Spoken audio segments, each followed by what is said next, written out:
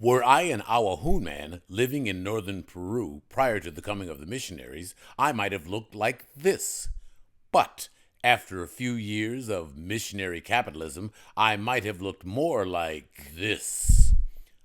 Professor Paula Skye Tallman of the Field Museum says that missionary capitalism brought to the Awajún obesity, to which I responded, Poor people want to be fat. I mean, I, that means they're getting enough calories. Everybody knows that.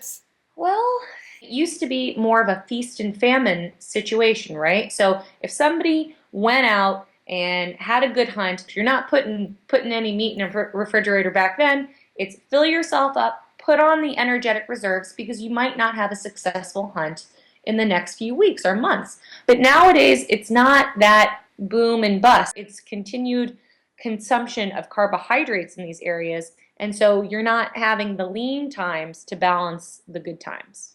Do you see anything like the phenomenon that we see, for example, where I live in Highland Park, where the rich people are skinny and they value skinny and overweight? Oh, please, no. What is the relationship exactly between having money and these different bodily forms that we see? I think it differs based on the cultural context.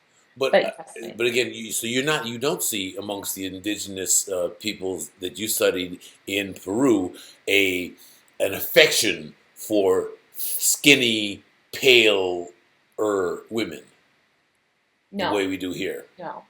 not at all. Has the influx of Western values, has that changed the taste of women and of men and changed their ideas about what beauty is? When I think about what in that particular context would make for, an attractive woman, it's a woman who's a hard worker.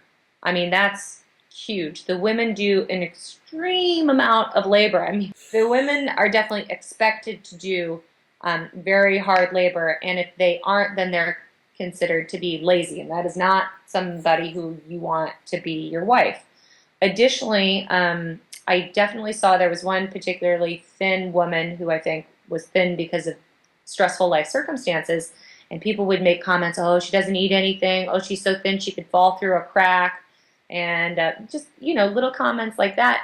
So thinness, not appreciated. On the other hand, I did have women constantly asking me to do exercise classes in the community because they didn't want to have that central obesity that was becoming quite common in the area.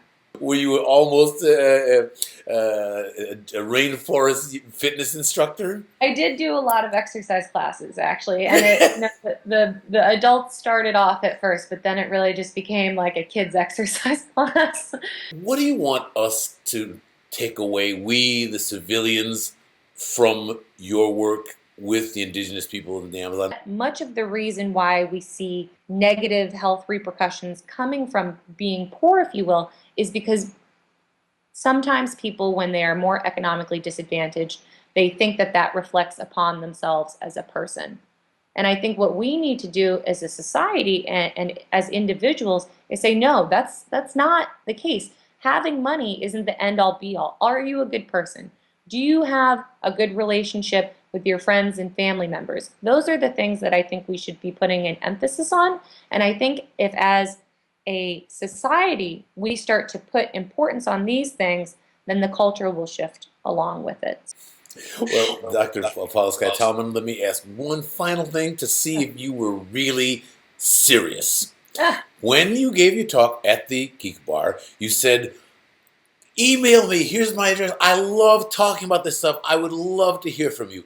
Now, if you're serious, I'll put your email address up on the screen, and so that people who are fascinated by your work can correspond with you, and maybe you can direct them. Now, do you seriously want to hear from our viewer? Absolutely, absolutely. I think that one of the biggest things in my life that enabled me to get where I was that people were willing to talk to me about their research interests and how they got from point A to point B. And I'm always happy to talk to the young, the old, students, and non-students about their interests, whether they be scientific or otherwise, and how, they can maybe take their interests into the realm of science. So I'd be happy if anybody emailed me.